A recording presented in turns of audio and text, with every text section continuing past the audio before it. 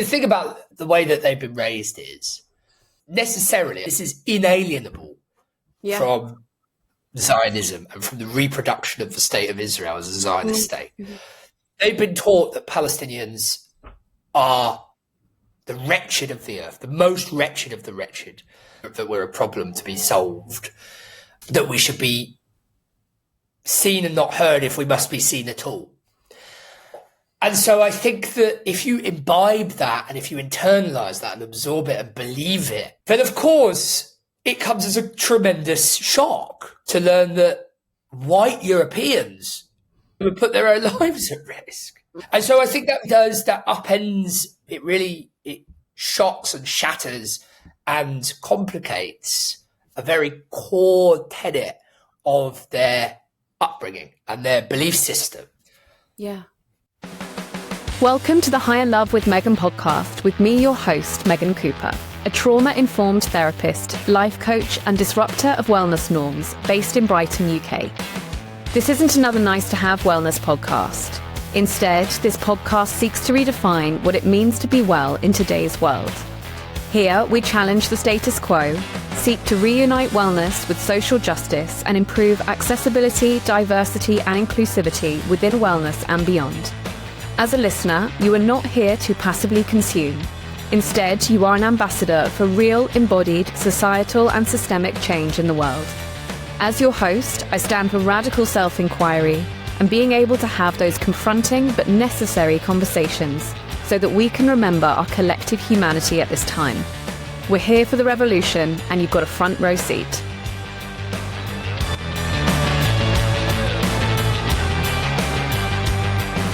Kieran, we are finally here after a failed attempt due to technology and, of course, you sailing nearly all the way to Gaza and getting illegally intercepted and kidnapped in international waters and illegally detained in an Israeli prison in conditions that violated multiple human rights conventions and finally deported. But here we are, recording together, so it's really great to be with you today.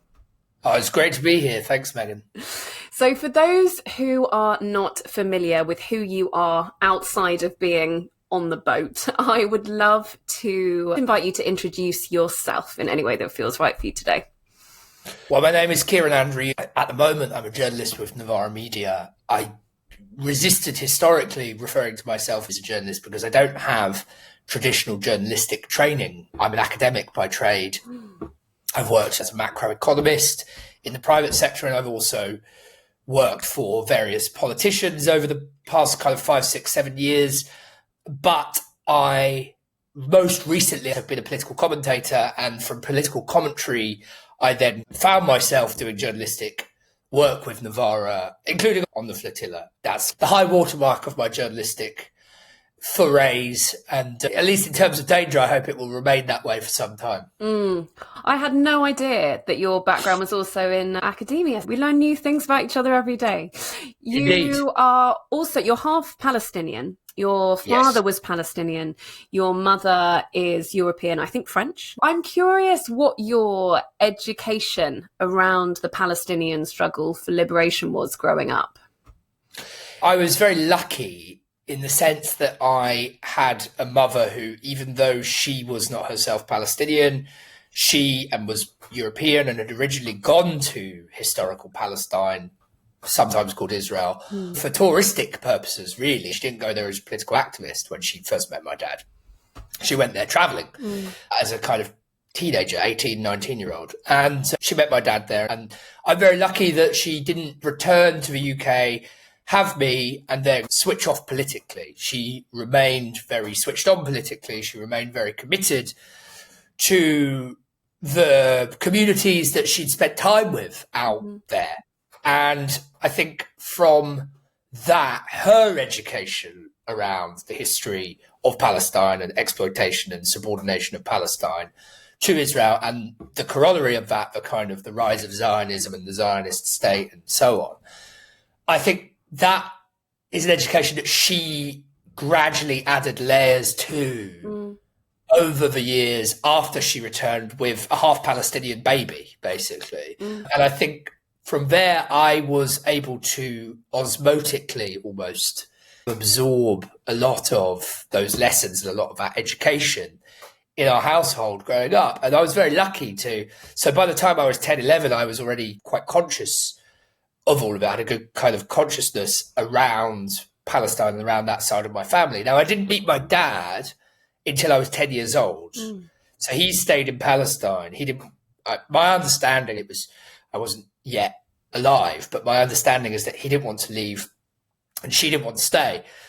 And so he was left there and she came back and raised me. And then 10 years later, I met him for the first time. And was in Palestine? You met him, you went there? No, that was in Brighton. Oh, right. Okay. Where I was raised. Okay. Yeah. That was where, so in the UK. And he just turned up one day. And that kind of, in a way, is my dad in a nutshell. He just didn't say anything for months and months. I'd sent him a letter several months earlier. He could have phoned. He had our telephone number. He could have sent a letter. Instead, he didn't. He just turned up and knocked on the door one evening. Wow. Travelled however many miles. That's him encapsulated quite, I think, accurately. He's a sort of, he's a very clever guy, but he spent a lot of his life under occupation, and kind of some tenets of the modern world elude him, because he's frozen in time in various ways. And technology is one of those ways. So he just turned up. And from there, I was able to build a relationship with him gradually over the years, sometimes clumsily, sometimes painfully, but gradually build a relationship with him. And then I went over for the first time in 2019 to visit him and my family. One thing I learned when he visited for the first time when I was 10, because I didn't know this theretofore, but one of the things I learned was that I had 6 siblings, or 5 siblings at that point, now 6 siblings. So I went from being a complete only child to suddenly having 6 half siblings, or 5 half siblings at that time, 6 now. So I went over in 2019 to meet them and to visit them. And then I went back in 2022 and spent time with them and to see the realities of occupation and oppression of Palestinians myself. And then obviously that kind of added first-hand experience, primary experience, to all of the endless extensive reading and campaigning that I'd done between the first time I met my dad and going to visit him over there. Yeah. So was that a big part of the inspiration for you wanting to go on the flotilla, would you say? Yeah, enormous. I would say that it's always difficult to run our lives counterfactually, isn't it? It's always difficult to know, what would I have done? How would I be? How would I view Palestine if I weren't my father's son? If I weren't half Palestinian? If I didn't have family living under occupation? Now, I suppose it depends how much you want to reverse engineer or disaggregate things, right? If I still had a left-wing mother, I'm sure I would be very pro-Palestine, and I'd like to believe that I would be campaigning and so on. Would I have been on the flotilla to Gaza? Would I have been disgusted at the genocide and tried to campaign as much as any of us have tried? I'd like to think so. Would I have been on the flotilla to Gaza? I don't know. I'd like to think so. I don't know. But the reality is, of course, that having my younger siblings suffering under the yoke of Israeli or Zionist oppression and tyranny, that really gets to me. And I think is a huge motivating factor in what I've done and why I've done it. And I'm curious for you how that has been over the past few years of the Palestinian struggle for liberation becoming a much bigger thing within the mainstream than it was for you growing up. How's that experience been for you? It's a brilliant question. There is scarcely a street that I can walk down now in London and in Brighton, but in London, let's say, that doesn't have somewhere adorned in a window a Palestinian flag or a sign, a placard saying Free Palestine, or a watermelon or something signifying solidarity with my dad's people, with Palestine. And that means a great deal to me. That's an immense tectonic shift from where I was and from where the world was and from where the discourse was when I was growing up. I'm old enough to be able to step back and have a kind of broad perspective over a genuine shift in public sentiment. And I can say that it pertains very particularly, obviously, to me via the Palestinian experience, the Palestinian struggle.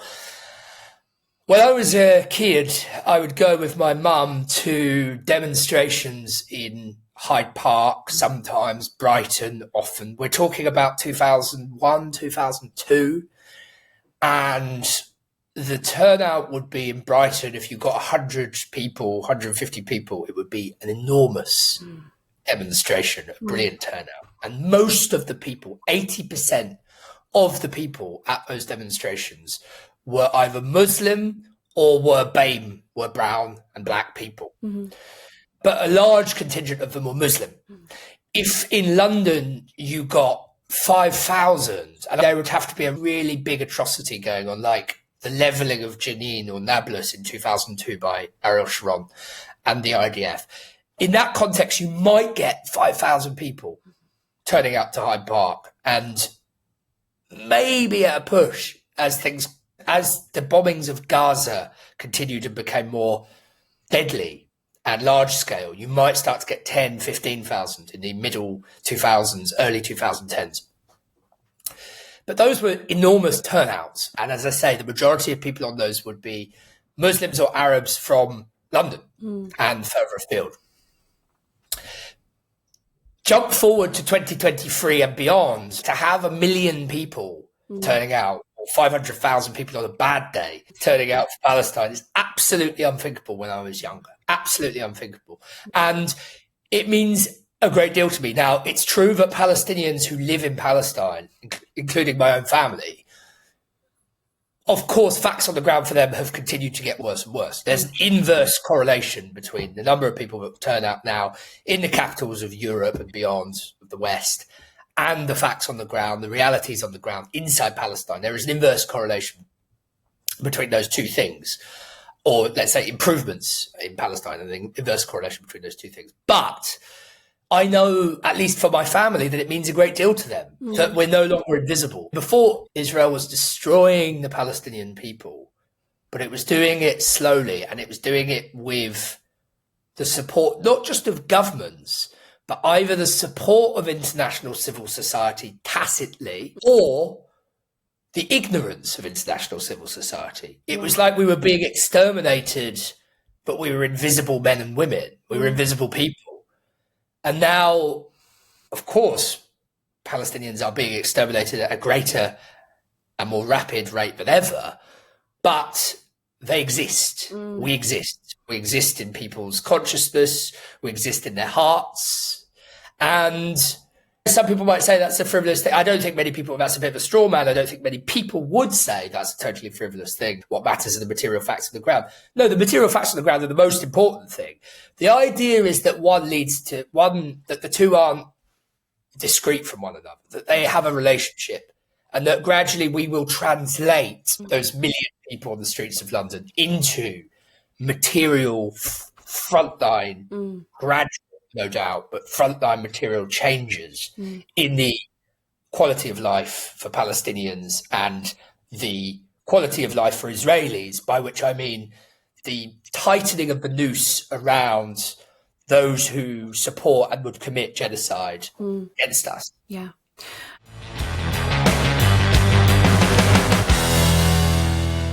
Before we go on, I'd so appreciate you to hit follow or subscribe. If you're listening on Spotify, click those 3 little dots next to settings to rate the show. On Apple Podcasts, you can leave a review, or take a moment to explore how you can rate or review on the platform that you're listening or watching. This makes a difference. I truly believe we need to have more of these conversations to shake up the status quo. We'll beat the algorithm together with your clicks and shares. Now back to the episode. I just want to transport onto now the conversation towards you getting on the boats to go on the flotilla. I was very fortunate to be there in Barcelona watching you all leave. And for me, it was such a profound week of literally watching humanity come together. I think we all talk conceptually about the world rising and people coming together and stuff like that. For me, it was actually one of those moments, like watching people across race, religion, identities, nationalities, ages coming together with one shared set of values and one vision. And it was incredibly emotional for me just watching you guys all leaving on the boats in Barcelona.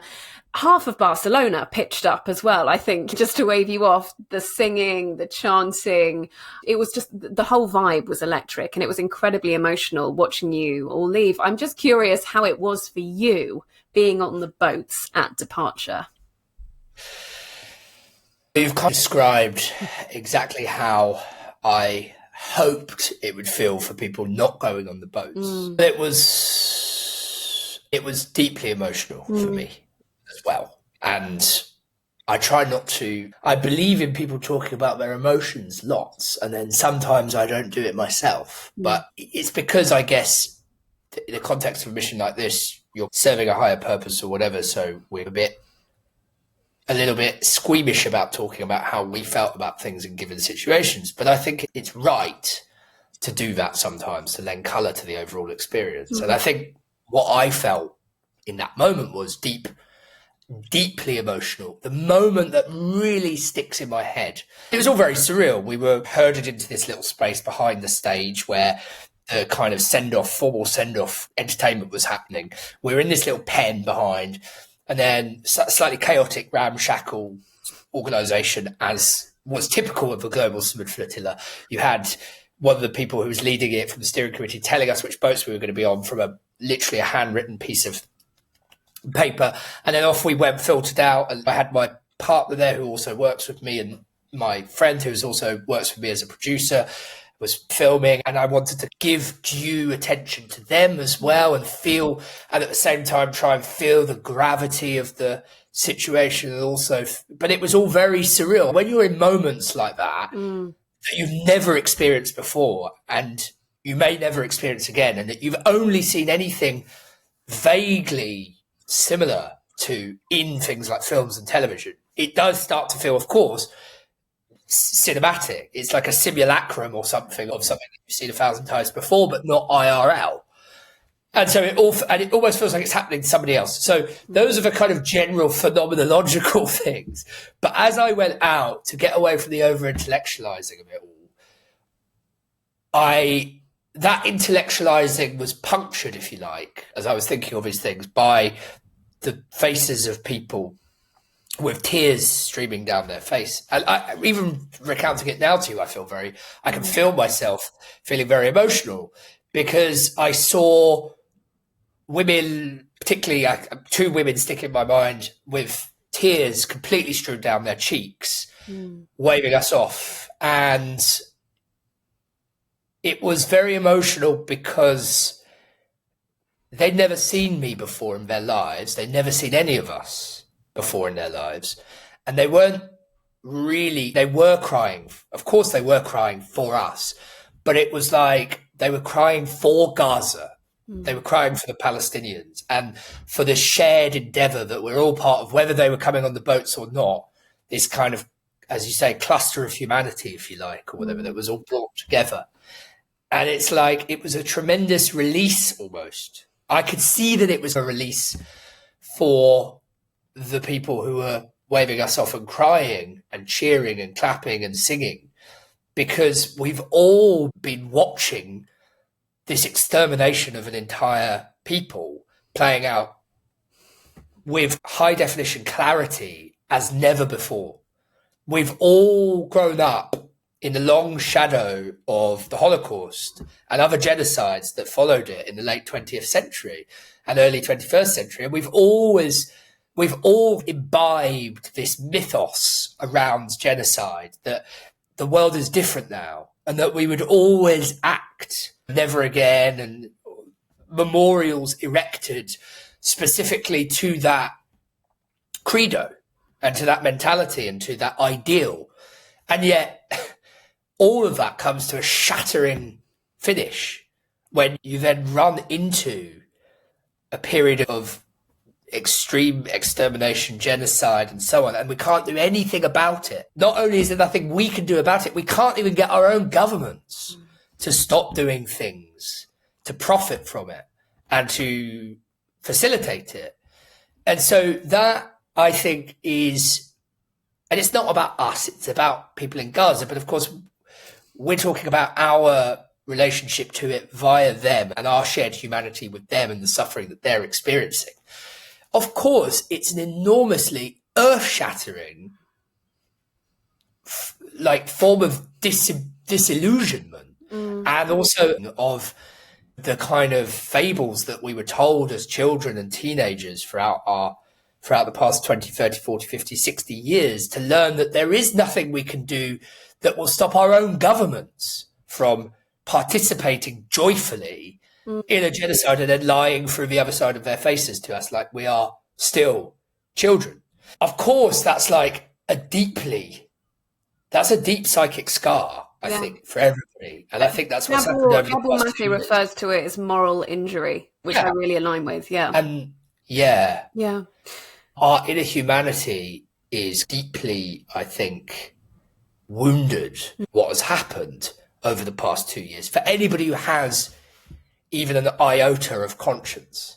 And so I think to bring it back to your point, as we were marching through thousands, tens of thousands of crying, singing, screaming, joyfully people who were perfect strangers, but were kin to us. We were kindred because of this sorrow, because of this heartbreak, because of this humanity, and because of this disgust as well. It was immensely moving, and I climbed on board the boat, and then things returned to feeling surreal and like they weren't happening to me again. But for those moments that I was walking through that kind of great corridor of people, it was one of the most profoundly moving, if not the most profoundly moving experience in my entire life. Yeah. Honestly, thinking back to it now, it just makes me well up. I couldn't stop crying for hours afterwards. Marianella and I, the foodist, for anyone that follows her online, we went for just grab some food before our flights. And every time we spoke about it, both of us just kept weeping again. It was just such a beautiful thing to witness. And I resonate so deeply with everything that you've said around the moral injury that all of us have felt so palpably for the past years, for yourself growing up so embedded within Palestinian struggle, for yourself far longer.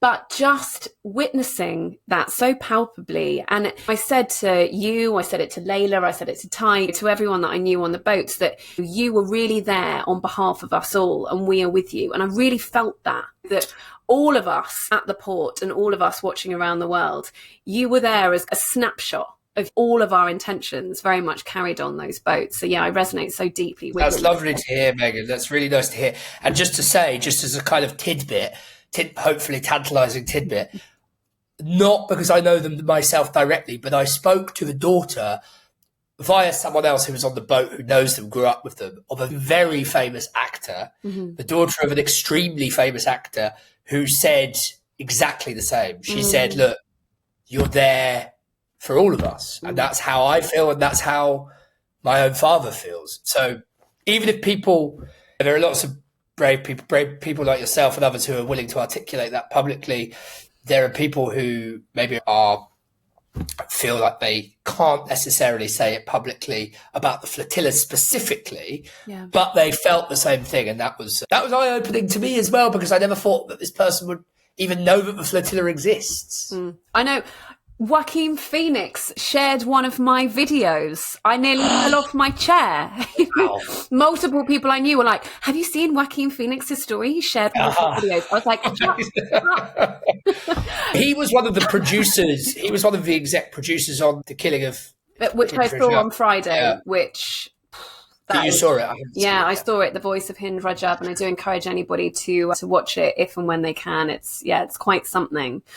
There's just briefly, there is a serious point about that. I won't make it belabor it. I'll make it in one sentence. But Hollywood used to be one of the last outposts, absolute cast iron outposts or bastions of pro-Zionist kind of ideals. And actually, a lot of A-list Hollywood actors are blowing a gaping hole right the way through that. And I think that hole is going to get wider and larger. You spoke extensively about your interception and how the events unfolded. You've spoken extensively about that on Downstream, Kidnapped at Sea by the Israeli Military, which is available on Novara Media. So anybody that wants to hear the blow by blow, I do advise you to go there because you give it a brilliant account there.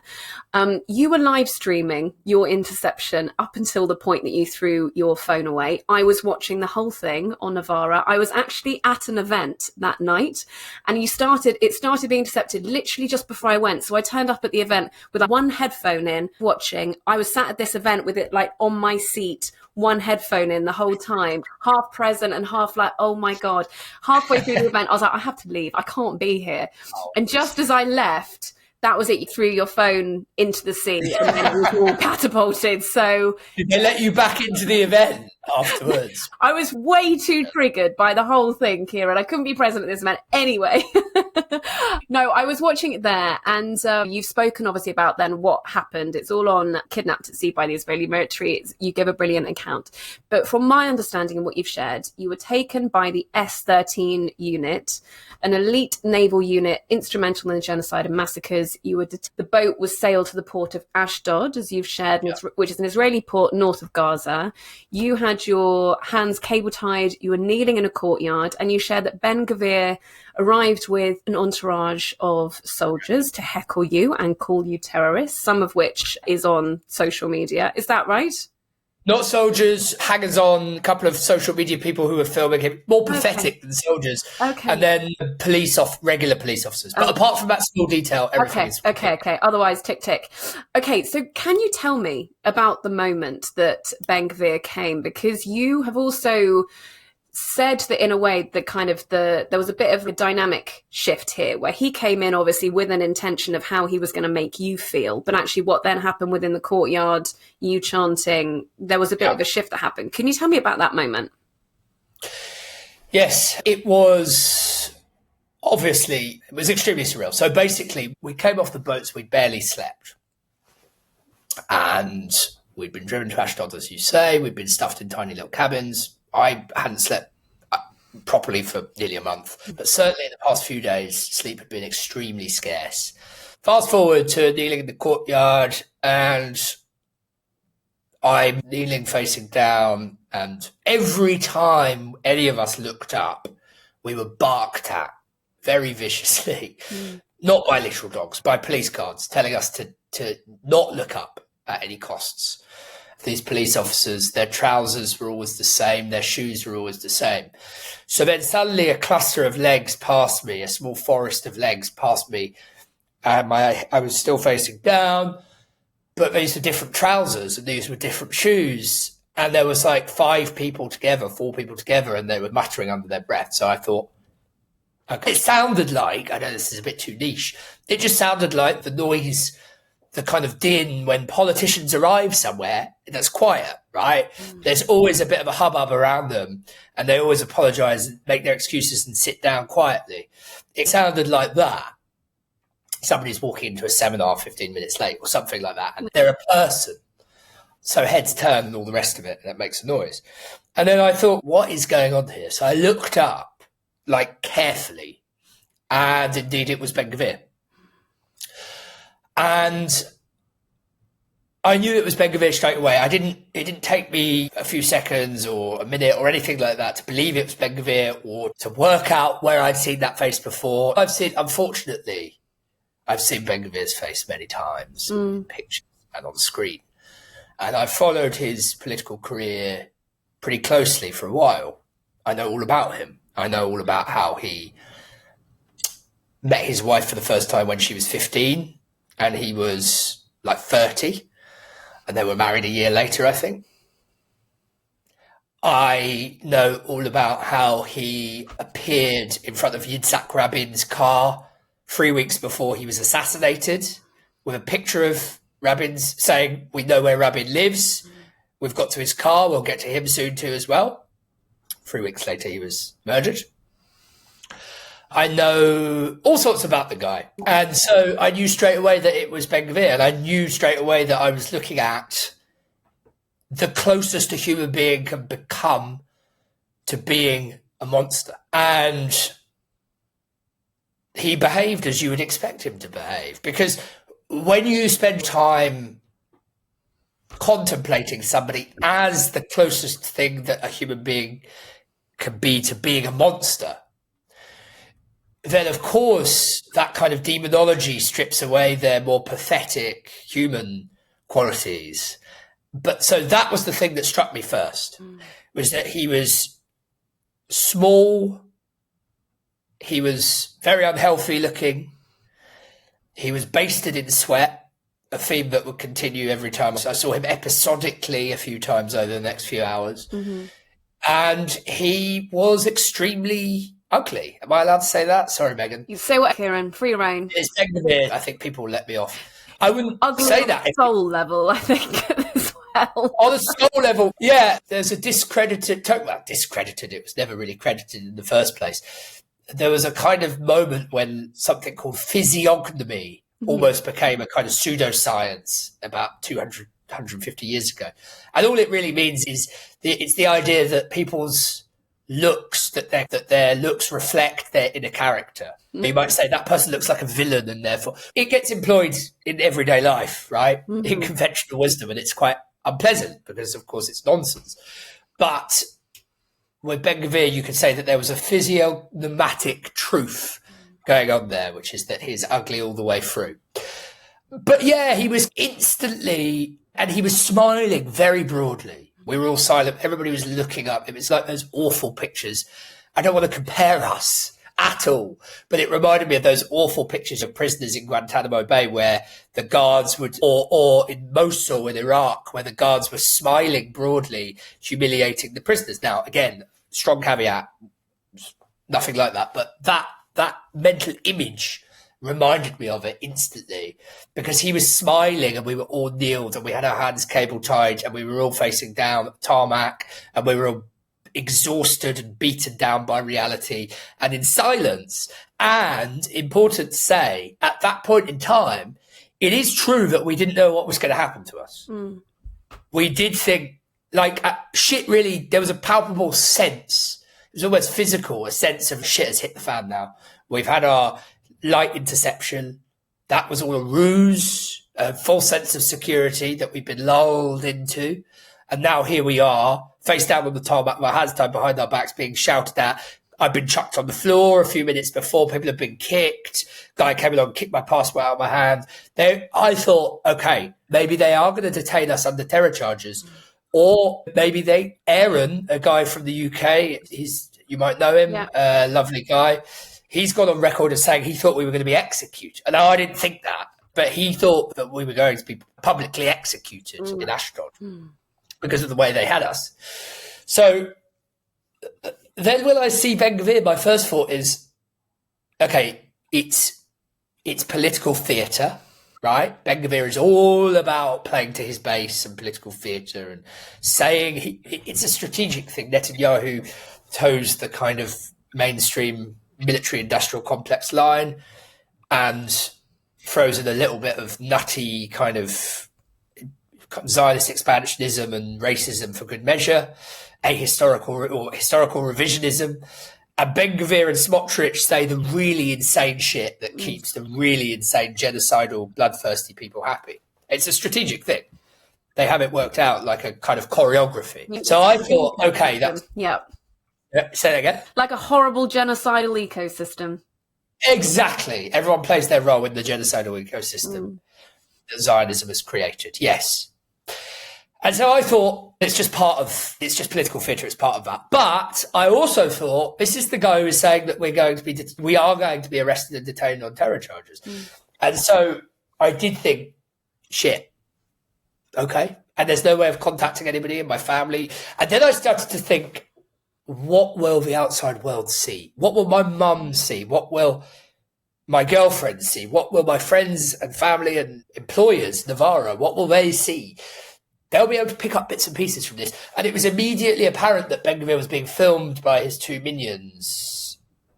And that it was all part of a PR thing, as I say, throwing red meat to the really hardcore, fascistic, psychopathic base. I had a kind of framework for understanding it, but I did also think maybe we were going to be put in prison for 10 years. And then as you say, he was smiling broadly. They were all smiling broadly.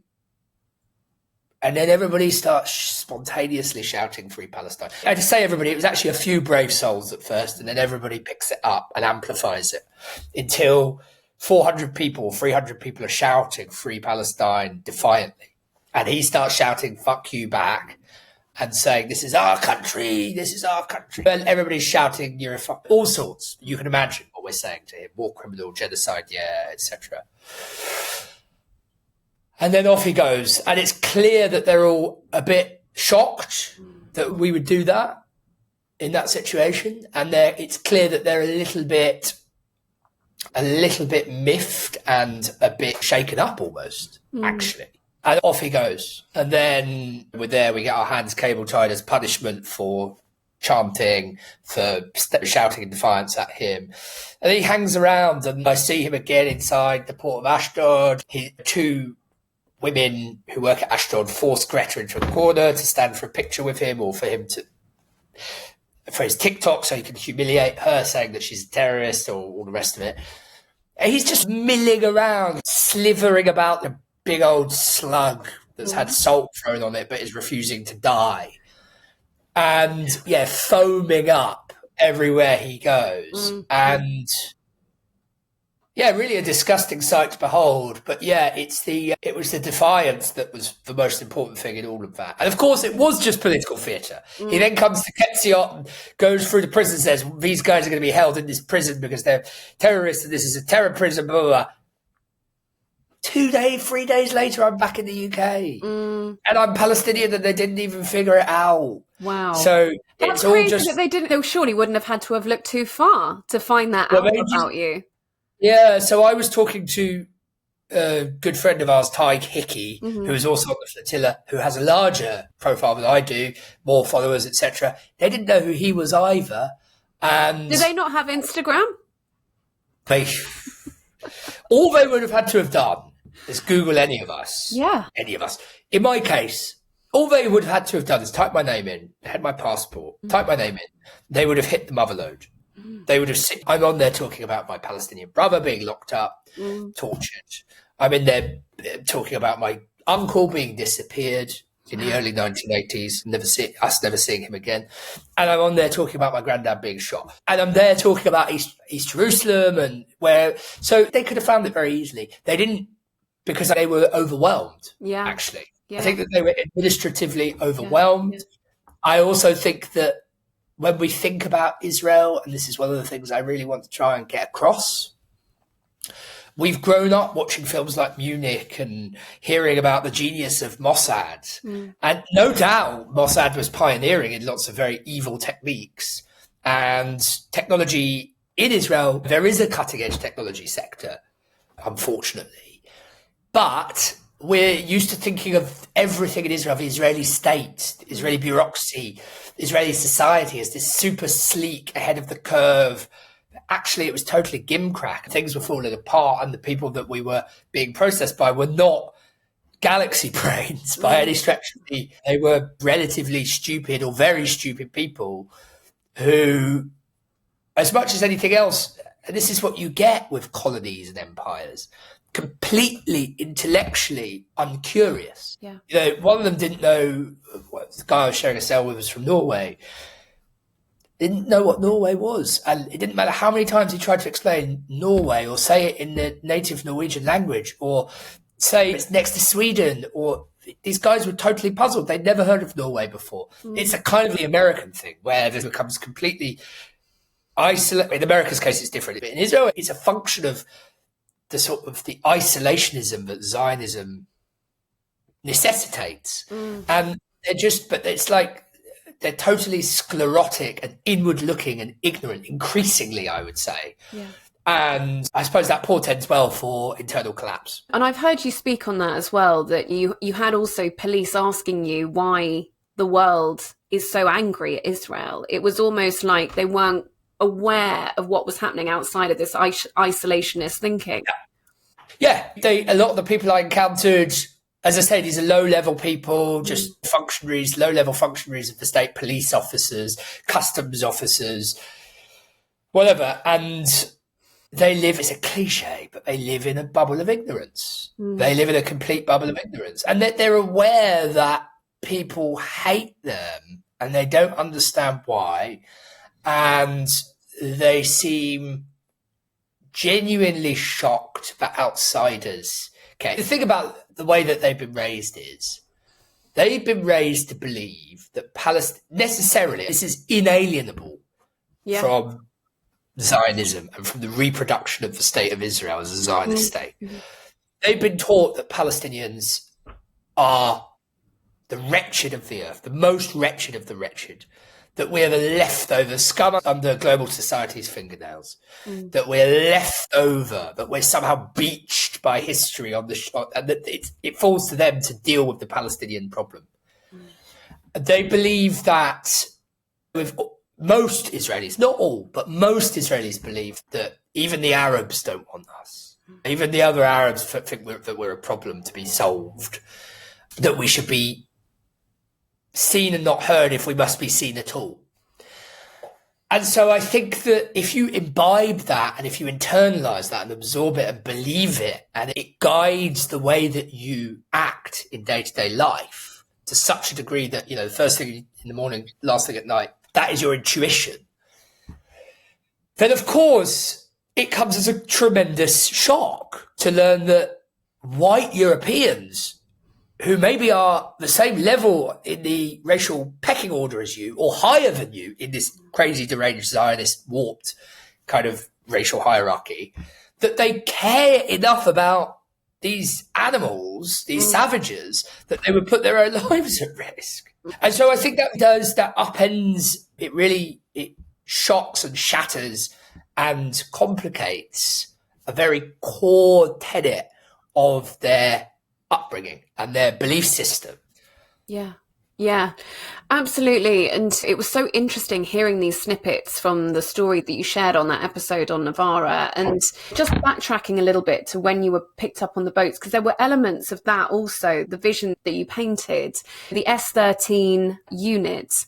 You said there was like quite widespread drug use within that unit, and that was obviously a concern because that makes people obviously a lot more volatile. But once they had come onto the boats, they didn't know how to drive the boats. The captain was forced, and understand that you didn't volunteer that information of who the captain is, because obviously it's a security breach.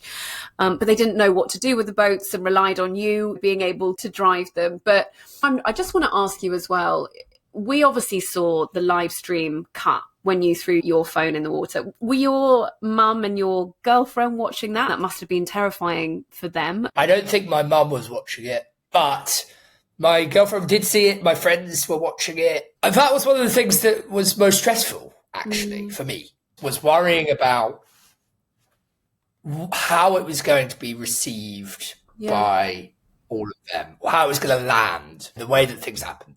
I tried to demonstrate in the video, or in the videos, in the live streams, I should say more accurately, that I felt relatively calm, that I felt relatively confident, and that I wasn't, above all else, I wasn't afraid, I wasn't scared.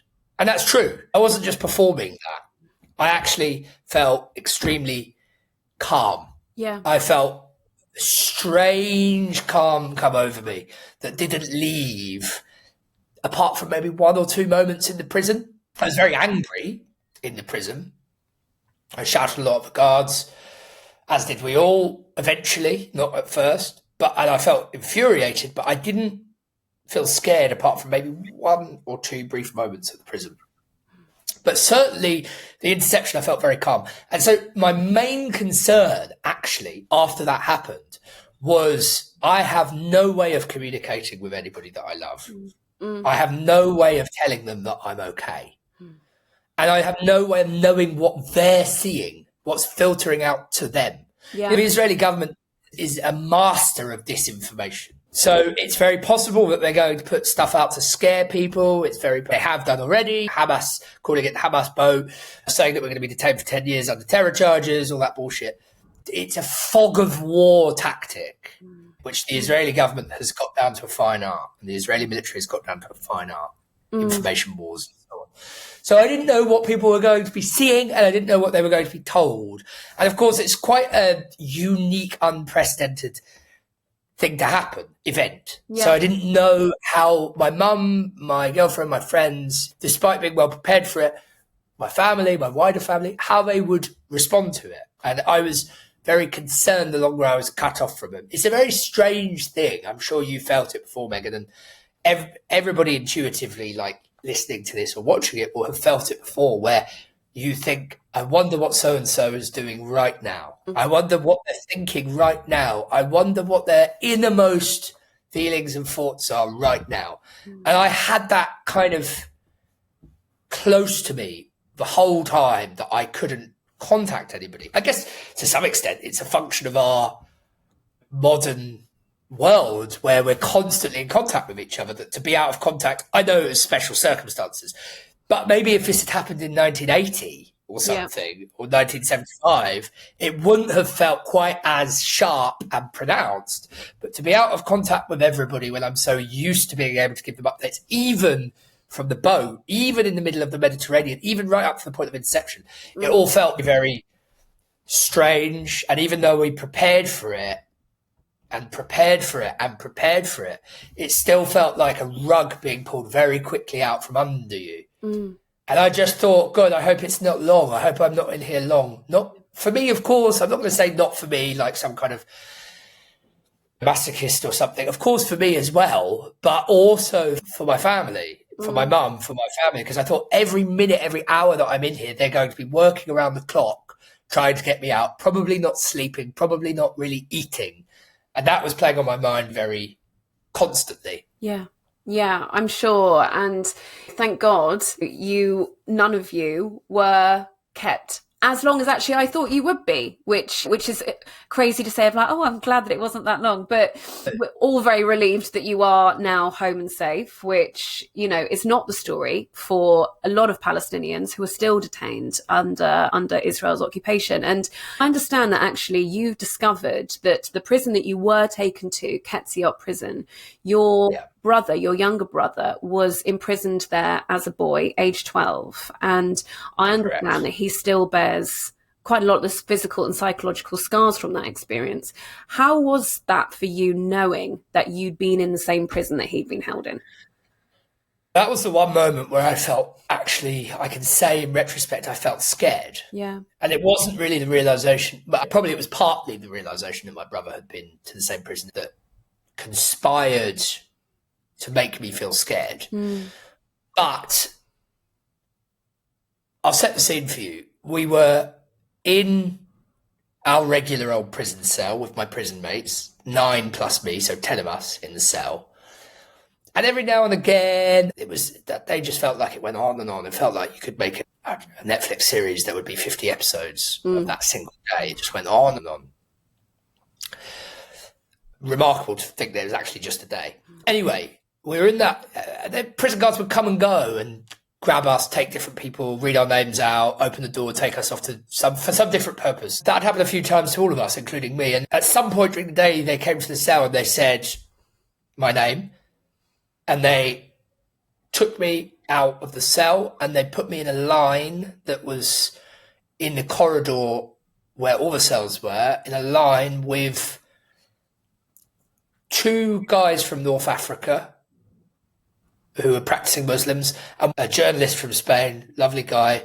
And we were then taken onto a bus and we said, where are you taking us? And we all thought maybe when they're going to call us one of these days and it's going to be that we're being taken home, we're going to be put on the plane. And eventually that did happen, of course. But they took us and they put us on this bus that was pumping. So it was the middle of the desert. It was maybe 35 degrees. It was extremely hot. They put us onto this bus pumping hot air. So the bus was even warmer than outside. And on the way, we were all saying, where are you taking us? Where are you taking us? And they would react very violently to that question. They would reject that question. They would say, fuck you, stop asking. And then they would gesture to pull out their pepper spray or their lasers or their batons or whatever. So it was quite alarming and it was quite unpleasant. And I tried to remonstrate a couple of times, say, look, we just want to know where you're taking us. We have a right to know. And they were completely indomitable, unflappable in that regard. They got us on the bus and they drove us around the complex, and we were driving only for about 2-3 minutes. Then they took us out and we were still asking, where are we going? Where are we going? And they led us to this cell with a corrugated iron roof, and they opened it, they chucked us in, and it was disgusting. It was there were feces smeared across the wall. There was loads of Arabic handwriting on the wall, and that was the most harrowing thing. There was a bunk bed with no mattress, and there was a toilet that was smashed to pieces in the middle of the room, and then there was one tap, like the tap we had in our cell, probably producing fecal or at any rate brown water. And that was it. And there was 5 of us in that room, and it was me plus several people who were visibly Arab or Muslim or from the global south, and then this Spanish guy. And so I just thought to myself at that moment, they figured out, basically they're separating us now. We've all been muddled in for bureaucratic purposes or administrative purposes or logistical purposes. Now they are separating us out. I'm going to be put together with people from Muslim backgrounds, Arab backgrounds, and they've figured out that I'm Palestinian. And that's what's happening here. And either we're going to be put in solitary confinement, or we're going to be tortured, or we're going to be left in this disgusting cells, 5 of us to a cell, or later one of us will get ill, and then we'll all get ill, and maybe one of us will die or something. The conditions will be far worse than they've been hitherto. So that's what I thought. And at that moment, I did start to think, shit, we're really fucked here. And again, I was like, I wish I could give an SOS. I wish I could communicate with my family. I wish I could communicate with my girl. I wish I could tell them that this is happening. They need this information. No way of doing it, of course. But this, in a way, this is indicative of their tactics. It only lasted for about 10 minutes because then they called us out. They took us to see the judge, and the judge, he made his notes, and then we went back to our regular cells. But to do that small thing, which ultimately was a stepping stone toward leaving Ketziot, they wanted to induce as much fear as possible. And so while I was in that cell, I saw the handwriting on the wall. I saw the feces smeared on the wall. And then I started to walk things backwards, and it all clicked together as in a moment of aneurosis in a film or a book or something, where I realized I had the voice of my father in a moment in the distant past saying to me, your brother has gone to a prison in the Negev desert. And I had the voice of my father on another occasion telling me, describing that prison to me, and it all came together in front of me, if you like. And I realized, okay, yeah, Ahmed has been here. This is the prison, one of the prisons where he's been. It's one of the prisons where he's been tortured. And there aren't very many prisons it's a big prison industrial complex, but there are only really a few that they send Palestinians to. Yeah. And Ketziot is one of the notorious ones. And then I just thought, I can't keep thinking about this, because if I keep thinking about this, I'm going to spiral. I'm going to go down very rapidly downwards. So fortunately, I had the capacity still. I might not have if I'd been kept there 4, 5, 6, 7 days. I had the capacity still to control my thoughts a little bit. I managed to change the topic of conversation in my head, if you like. Yeah, and we've heard about people being separated from medicine that they needed, and obviously the circumstances that you were all being held in. And I'm curious for you, as somebody that works within the media, how you feel towards the media coverage of what happened, the realities of what happened. Because I know also that when the drone attacks happened on the boats, which Israel has now taken responsibility for, the BBC suggested that it was a cigarette fire. So I'm curious for you, how you feel about the actions of fellow media workers within the report. Well, I'll tell you something. I did have a lot of cigarettes on that boat. And I've had a lot of cigarettes that hit different, but never one like that. It was absolutely bonkers to watch, to be on the boat and looking at the news from the inside out rather than from the outside in for once. And to be ground zero where this news was happening or being pioneered or whatever, and then seeing the way it was being reported. And the tragedy is that in one sense or another, we all love an aspect or a facet of the BBC, whether it's a television show that we've liked growing up, or whether it's children's TV, or whether it's the news, it won't be the news coverage, a particular piece of reportage they did over the past 30 years or whatever, or sports coverage, or Gary Lineker or something. We all have a connection with the BBC in some fashion, even those of us that now despise its news or media. The tragedy is that the BBC, it's their loss. They utterly debase themselves by aligning so cowardly the Israeli line. I mean, it's no skin off my nose or your nose.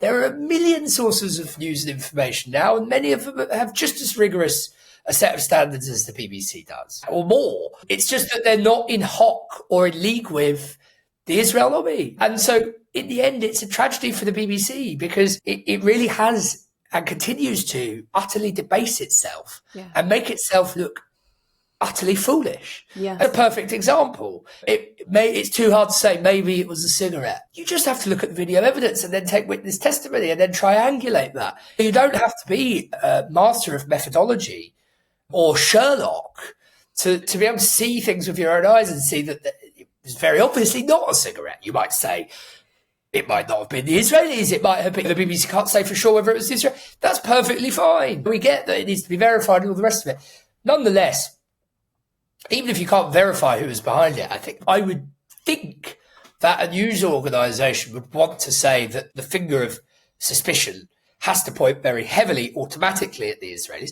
And it doesn't mean it's confirmed or verified, but that is obviously where the trail leads. And then lo and behold, 2 weeks later, Netanyahu does what he always does to baggage handlers for the Israel lobby. He made them look like utter mugs by confirming that it was not only a drone attack, much less a drone attack by one of Israel's proxies, it was done directly by the IDF.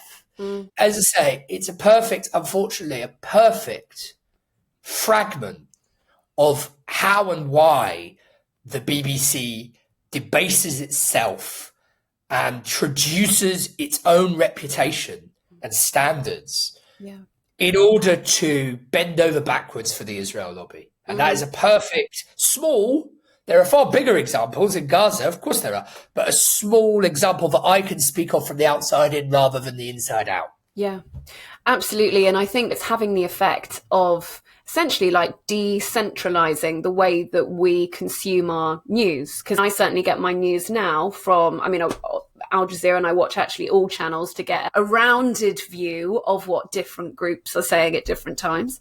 But certainly investigative journalists who don't have allegiances to varying parties. And I think that it's definitely creating a new way that we create and consume news. Normal people, myself included, this isn't ever what I set out to do.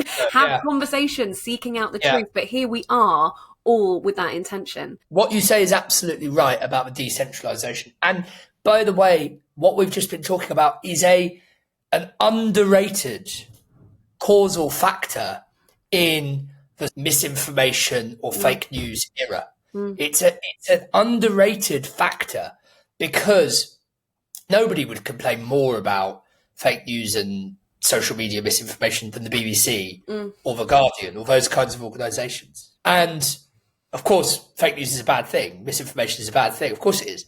But by failing to report things accurately because you're scared of power, in this case, the Israel lobby, you open up the space for that. Yeah. Because people can see through what you're doing. They can see that you are bowing to a set of particular vested interests and therefore not reporting the truth and therefore contorting yourself into ridiculous positions where you say things like it was a cigarette that people think you're liars too. So who can we trust? There is no difference between you and this Facebook account that tells me that Tommy Robinson is X, Y, and Z. It's a huge underrated factor in it. One of the questions that I had as well, I know that we are in this period of the inverted commas ceasefire at this time, which I know both you and I have had very mixed feelings towards and a lot of hesitancy around. As expected, over the past weeks, there have been continued attacks. But I'm curious what for you feel like the priority for us all is right now and the priority for us moving forward.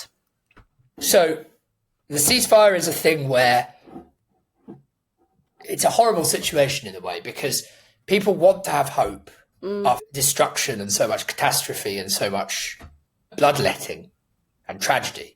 People want to have hope, and people are also sick of feeling hopeless, and they're also sick of themselves constantly polemicizing, criticizing righteously.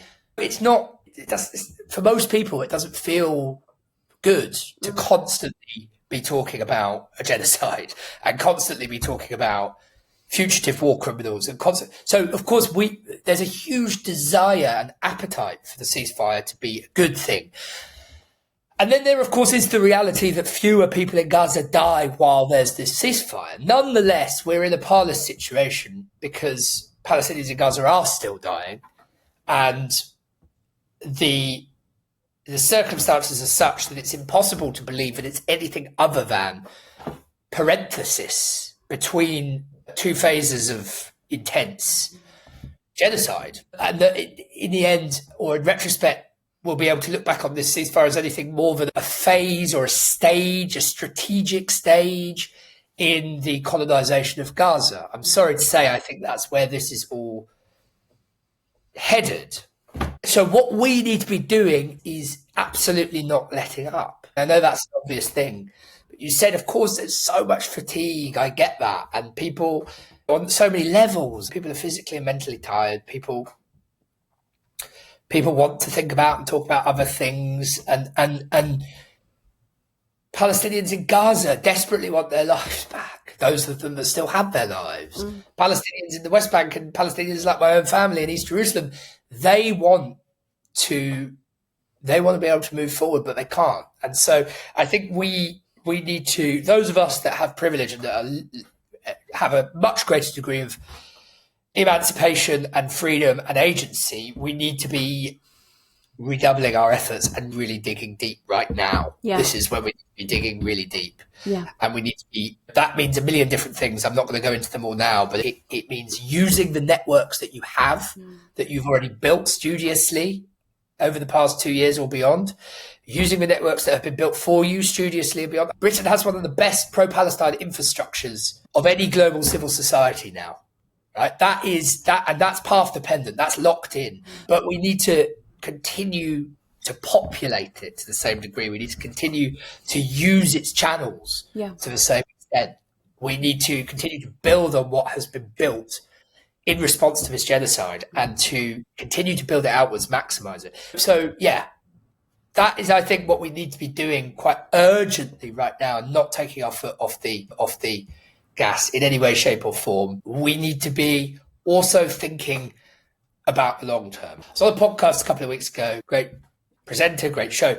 He said to me, I don't feel very hopeful that we're going to get Netanyahu and Gallant and others in The Hague. I'm not hopeful that we will physically see them in those spaces in my lifetime. That's what he said, he's a young guy, or in their lifetimes because they're older.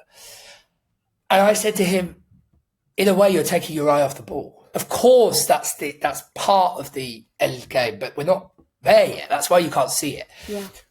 We need to look at the big sources of Palestinian emancipation and corollary Israeli decline. What are they? In my view, the best hope for Palestinian freedom in our lifetimes is the collapse of Israel as a Zionist project, as an ethno-supremacist project, and all that entails: apartheid, genocide, lynch mobs, all of it. The best hope is that Israel, the antagonisms and the internal contradictions in Israeli society, which are numerous and very pronounced, that the international BDS movement, that the international pressure that we're all constantly putting on it, acts to speed up, to heat up all of those antagonisms and internal contradictions until it can no longer stand the weight of its internal contradictions and it collapses. And in the vacuum of that collapse, of course, then you have the Palestinians who aren't going to go anywhere. And even if they do go somewhere, we've got one of the largest diasporas in the world. But we need to be focusing on that. That is how we get there. And I'm fully in support of everything the ICC, the ICJ has done. But I see it more as part of a function of the international pressure inputs into Israeli decline, rather than as a thing in and of itself. We should see it as part of the great ambience of pressure that is building up around Israel. And in building up around Israel, shrinking it and isolating it and speeding up those antagonisms, and in turn, the arrival of the time at which it declines. Totally. So, I think at this point, it's just keep on keeping on and double up, keep on going. Yeah. Okay, so one final question. You said that the Global Samu Flotilla has energized you in your solidarity and your contribution. And I'm curious how that has shifted your perspective on solidarity. This mission, the place that it has brought to now in your life, what is your shift in perspective on solidarity and what brings you hope at this time? I've always felt a solidarity between people. I've always centralized the importance of solidarity in any social movement or political change. I think it's necessary and to some degree even sufficient condition of it. So it hasn't necessarily illuminated it's not like I thought that people were misanthropic and cynical and bad, and now I think they're great. And I've always known that human solidarity is one of the most beautiful and perfect things that we have. And it's the only reason we're here and successful as a species. I think that it's extremely important that people take up more direct action. And I think that is what going on the flotilla has really underscored for me, is that I always believed a lot in direct action. I always believed a lot in a mixed salad of tactics and approaches. I don't think everybody has to go on the flotilla. I don't think everybody has to even do direct action. Some people can't. Some people are better at demonstrations and writing things and speaking on camera and so on. So that's fine. We can all pull together and choreograph our skills. Yeah. But I think that those who can do direct action, we need to really start to ramp up direct action. This genocide has been enabled by an international economic and financial system that benefits from it. And that international economic and financial system, amorphous though it seems, obscure and abstract and amorphous though it seems, has very physical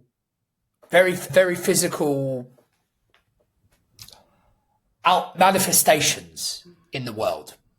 And we need to be targeting those physical manifestations. We need to be doing everything we can to grind the transnational machine that has facilitated, enabled and profited from this genocide. We need to be doing everything we can to try and grind that machine to a screeching halt. And so I think the only way really that you do that is by picking up direct action, coordinating direct action internationally. And of course, we've seen that. We've seen lots of it. We've seen lots of it in the context of Gaza, which is fantastic. But I think we need a new golden era of direct action if we're really serious about attacking the sinews of this genocide. The sinews of this genocide being very, and so I won't give an exhaustive list now, but yeah, certainly the economic and financial sinews. Those present tangible opportunities to close them down, to prevent them, to stand in the way of them, and to make Gaza, to make genocide generally a profit-losing enterprise rather than a profit-making enterprise. Yeah. That is what we need to do. That's the centre of gravity we need to shift, and it takes a hell of a lot of work, and it's not easy at all. It takes a lot of strategic collective action and coordination. So we all need to be, I think, thinking more about that. Absolutely. Certainly from my side, I'm buckled in for the long haul on this one. So see you on the ride. Great to have you on board, comrade. Well, you have been for a while, but you know what I mean. Good to be in the trenches. We're all in. We're all in. We're all in. Kieran, thank you so much. I think we have had a brilliant, ranging conversation. I want to thank you for having me on. Thank you for listening. It's great to have you with me on this journey towards higher love for all. Our time is our greatest commodity and gift, so thanks for investing it in yourself and sharing it with me. Please do take a moment to rate and review the show, all of which enables more people to find me and for me to connect with more great guests each week for both yours and my enjoyment. All links, references and contact information is detailed too within the show notes. And I always love to hear your feedback, so feel free to hit me up on my Instagram at higherlove_with_Megan or via my website higher-love.com. Send your takeaways, and if you enjoyed this episode, please share or send on to someone else who would benefit. Until next time, big love.